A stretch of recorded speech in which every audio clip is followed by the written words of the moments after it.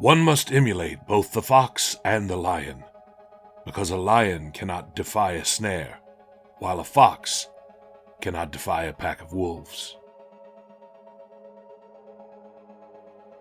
He who wishes to be obeyed must know how to command.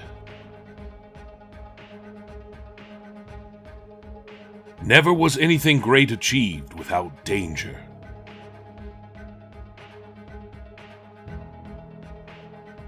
There is no avoiding war. It can only be postponed to the advantage of your enemy.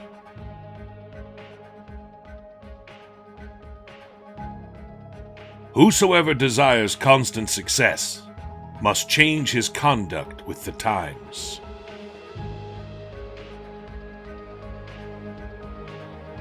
There is nothing more difficult to take in hand, more perilous to conduct, or more uncertain in its success than to take the lead in the introduction of a new order of things.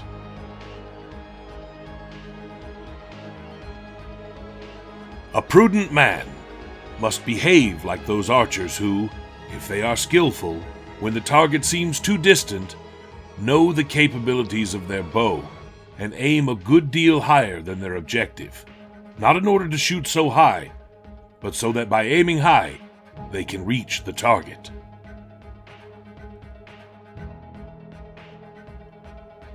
There is nothing as likely to succeed as what the enemy believes you cannot attempt.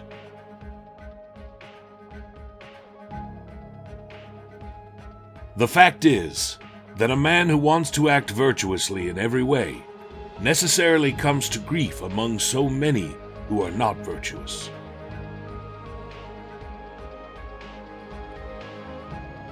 Wars begin when you will, but they do not end when you please.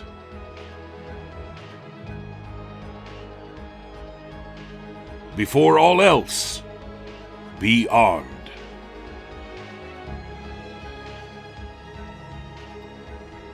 Men may second their fortune, but cannot oppose it. They may weave its warp, but cannot break it. Yet they should never give up, because there is always hope, though they know not the end, and move towards it along roads which cross one another, and as yet are unexplored. And since there is hope, they should not despair, no matter what fortune brings, or in what travail they find themselves.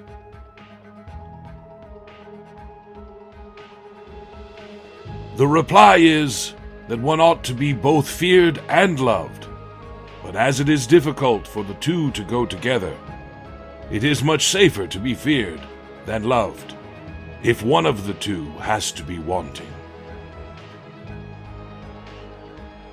No enterprise is more likely to succeed than one concealed from the enemy until it is ripe for execution. Good order makes men bold, and confusion, cowards.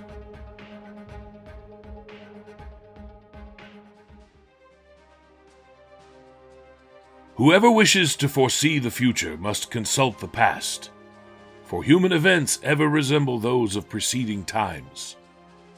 This arises from the fact that they are produced by men who ever have been and ever shall be animated by the same passions, and thus they necessarily have the same results.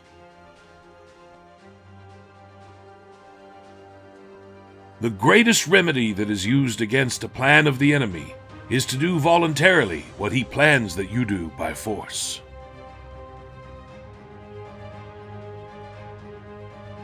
You must never believe that the enemy does not know how to conduct his own affairs. Men intrinsically do not trust new things that they have not experienced themselves. The best fortress which a prince can possess is the affection of his people.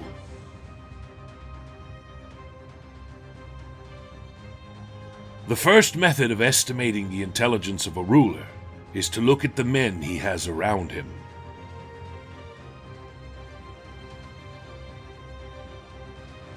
Since the handling of arms is a beautiful spectacle, it is delightful to young men.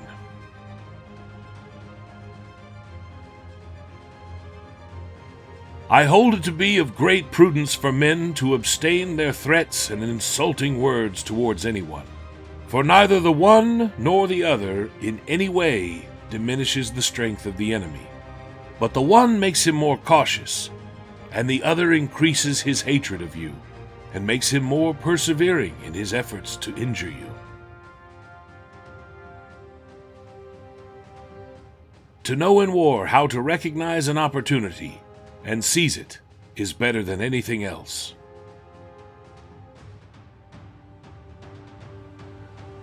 And above all, you ought to guard against leading an army to fight which is afraid, or which is not confident of victory. For the greatest sign of an impending loss is when one does not believe one can win. If the king has around him either too many lovers of peace or too many lovers of war, they will cause him to err.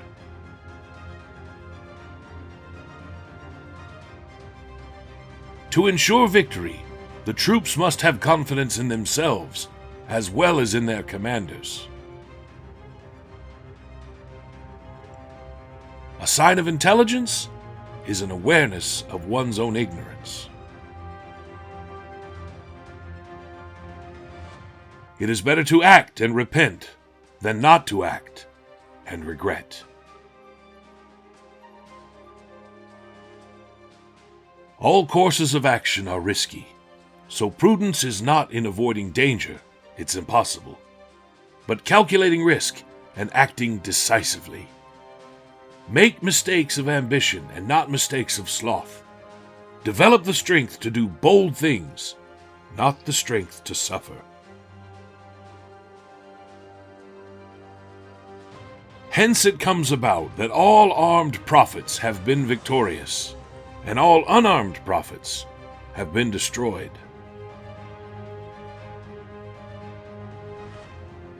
The wise man does at once what the fool does finally.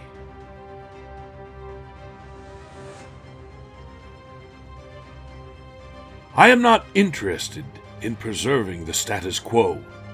I want to overthrow it.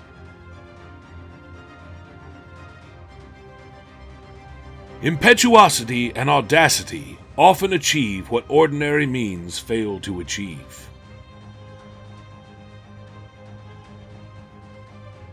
A wise ruler should rely on what is under his own control, not on what is under the control of others.